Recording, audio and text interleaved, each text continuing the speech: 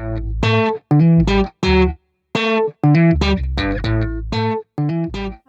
take 3 because I am being a perfectionist today. Hi, I am Danielle and this is Bookchara, and today I am bringing you my stacks for both Dessertathon and Magical Readathon for the Spring Equinox classes. I am in the Archivist Guild and I'm doing the courses to complete the spring classes for my God Seer calling.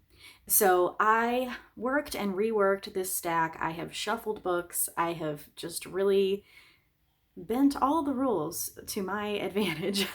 And I wound up with 8 books total for these 2 readathons. So I am going to run through these. I'm going to use my notes because it is necessary.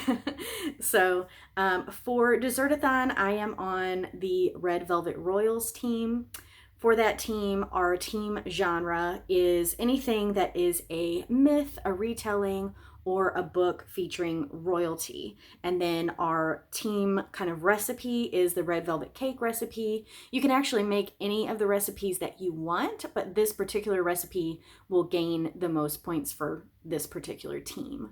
So, yes, the first book on my list is Deep and Darkest Red by Anne-Marie Mclemore. This is a retelling, and this one I will be reading for the red food coloring prompt, read a book with a red cover, and also for astronomy, a book at the top of my TBR. The Bright and the Pale by Jessica Rubinkowski only counts toward the Dessertathon prompt, which is Buttermilk, a book low on my TBR. I believe this one is low rated on my TBR as well. And then this is a based on a myth, and so this is also counting toward the team genre should I get this one done. Next we have The Winter of the Witch by Katherine Arden. This is book 3 in the Winter Night trilogy, and this one will count toward the team genre. This is based on Russian folklore, so it is a retelling of sorts. And then it is the vinegar prompt, which is to continue or finish a series. And then we also have Conjuration, which is a book with a source of light on the cover, and we have this beautiful firebird on the cover of this one. Next we have The Toll by Neil Shusterman. This one is going to count as vanilla, a book that I keep saying I will read, which is very true. And then for Psionics and Divination, this is a book set in the future. Next we have The Prison Healer by Lynette Noni. I have actually already started this one, but because I am less than halfway through, and as long as I remain less than halfway through by June 1st, I can count this one toward Dessertathon. So this will be The Flower Ingredient, which is my favorite genre, fantasy, one of my favorite genres.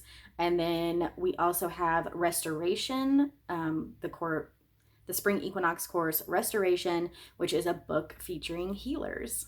Next we have The Shadow of the Wind by Carlos Ruiz Zafón. I am buddy reading this with Amy in June, Amy at A-Star Reads. This one I can count toward Eggs, which is part of a series, and Demonology, which is a book that has the word shadow in the title. I also have Shadow of Night by Deborah Harkness. This is book 2 in the All Souls trilogy, and I'm counting this one toward Inscription, which is to read an intimidating read. And this one could also count for the Eggs prompt, as it is part of a series, and it kind of just depends where I'm at the beginning of June.